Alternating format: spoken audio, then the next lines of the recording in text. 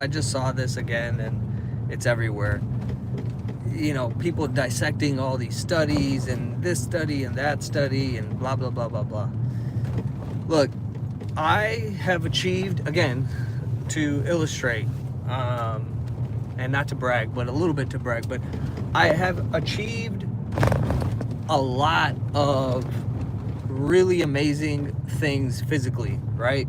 500-pound deadlift. I'm 5'11", 150 pounds, 155 pounds, and I can dunk. I've raised my testosterone 100 points over the last 10 years.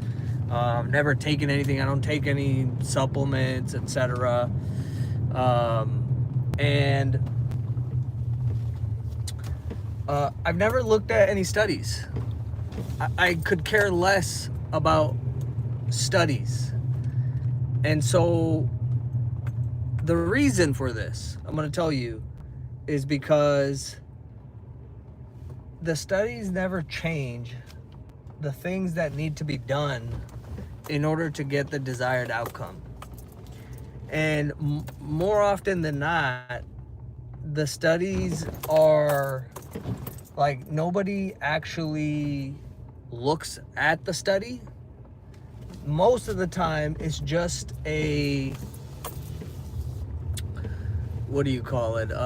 Somebody sees a headline, a YouTube video, and you don't actually know how was the study conducted, who conducted it, what variables did they like. If you actually wanted to get value out of a study, there's a lot of stuff you need to look at to make sure it's actually done well. And so nobody has the time for that. Nobody has the desire to do that, but they'll read a headline and they'll just go off, right? For you and me, the thing that's most important is getting the result that we're looking for. And the result we're looking for is to be leaner, stronger, not get winded, so look good, feel good, have good health. These are the things that we're looking for. And so guess what? The things that will do that have never changed, right? It's always been eat less food so you lose the body fat, work out so you build strength and build your cardiovascular health, right? Your heart health, and you don't get tired tying your shoelaces. Those things have always been the same. Eat good food, right? Eat real food. If you eat quote unquote bad food, it's okay. Like, you're not gonna die. There's plenty of people who eat all kinds of stuff and then they're in great health, great shape. And so we don't need studies to know this, right? A lot of times looking at all these super complex things serves as is like a substitution for actually just getting in the gym and starting to work out and starting to track your food and starting to lose weight. Like, you don't need to do that. I have never I don't care about a study. We all know if you lift weights, you're going to get stronger. If you're stronger in old age, you'll be able to do more stuff. You won't have aches and pains. If you get your heart rate up, you increase your not just your lifespan, but your ability to actually do things and engage with life as you get older. And so people make their lives so complicated and they become overwhelmed that then the study doesn't lead to them actually doing that stuff. So, people ask questions all the time and they want some complicated answer. And I'm like, have you been lifting weights properly, consistently? Oh, well, but this study, the protein stuff, right? Like, oh, but I heard you can't eat more than 30 grams of protein in one sitting. Okay, then don't. But guess what? All the healthiest, strongest people that I know, including myself, they're all eating 200 grams of protein a day.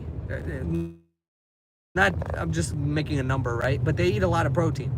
I've eaten 180 to 200 grams of protein for almost 15 years now, right? So yeah, you can look at the studies. I'm not saying don't, but I'm saying if you look at all these articles and waste all your time on watching 3-hour podcasts, but then it doesn't change your behavior, right? It doesn't inform behavior. Like, what is the point of that, right? Unless you're actually those guys making those videos and your livelihood is making content, then for that person, sure, cool. But for the rest of us, the real people in the world, which is the majority, that is not our life. We just care about looking good and feeling good. In order to do that, just start working out in a fun way, right? Join a CrossFit, join a Barry's boot camp, start working out with a friend, whatever it is. Consistency in the gym, consistency in the kitchen, that's all you need. Like, I have literally, the only things that I've ever actually focused on to achieve my results and all my clients' results is lift every week, get my heart rate up every week, and eat protein, and don't eat more calories than I need, right? Which has always been around 2,000 calories.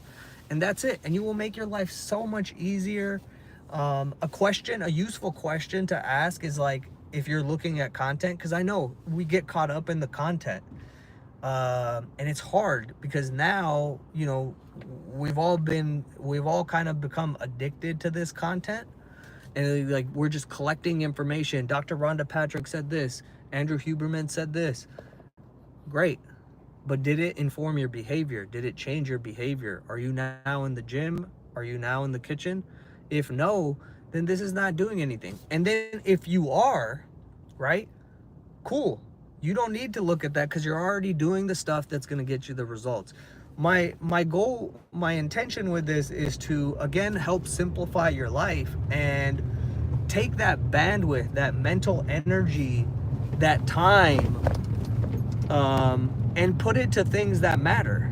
Like, you don't need to watch a 3-hour podcast looking at the meta-analyses of protein digestion and blah, blah, blah, and muscle protein synthesis. And like, I